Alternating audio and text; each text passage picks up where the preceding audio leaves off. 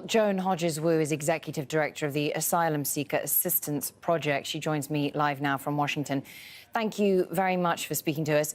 So under this proclamation by US President Donald Trump, all immigrants arriving illegally would automatically be denied asylum. How unprecedented a step is this in relation to US immigration law? This is entirely unprecedented. There are years and years of legal precedent that have determined that this is, quite frankly, illegal. And the president's proposed policy is ultimately meant to vilify Central American asylum seekers. You work a great deal with asylum seekers and migrants, those that might be fleeing violence or persecution. Is a move like this likely to deter asylum seekers from coming to the United States? I don't think so.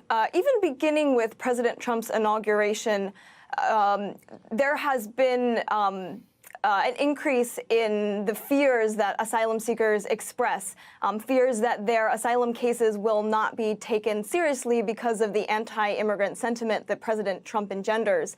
The problem, though, is that asylum really is a last resort, and so for the individuals who are who essentially raise their hand to the U.S. government and say, "I'm here and I have nowhere else to go," to begin a long, complex, and protracted legal process, no one would want to do this. This is an absolute last resort.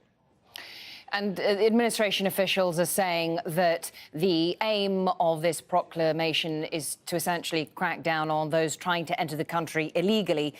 Why not? Why do migrants not arrive at official entry points, official border crossings? What is the difficulty with that? Well, to begin, there is no such thing as an asylum-seeking visa. So both international and domestic law affirm the right to seek asylum. It has nothing to do with point of entry.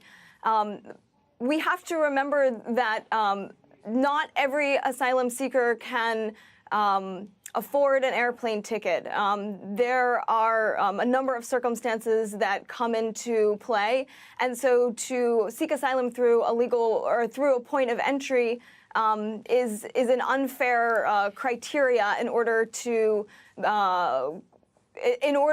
justify one's asylum case. An asylum is someone who applies for refugee status from the safety of the United States. These cases need to be decided on merit, not on technicalities. And speaking of merit, another argument administration officials have made is that migrants could potentially seek other protections if they can prove that they have suffered from violence or torture or persecution in their home countries.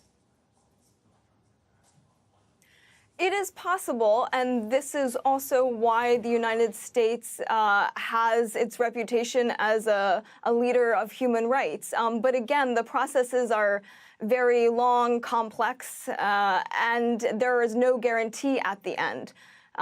They are last resort measures for people who have exhausted all other options. Well, thank you for sharing your thoughts and views with us. Joan Hodges-Wu from the Asylum Seeker Assistance Project, joining us there from Washington.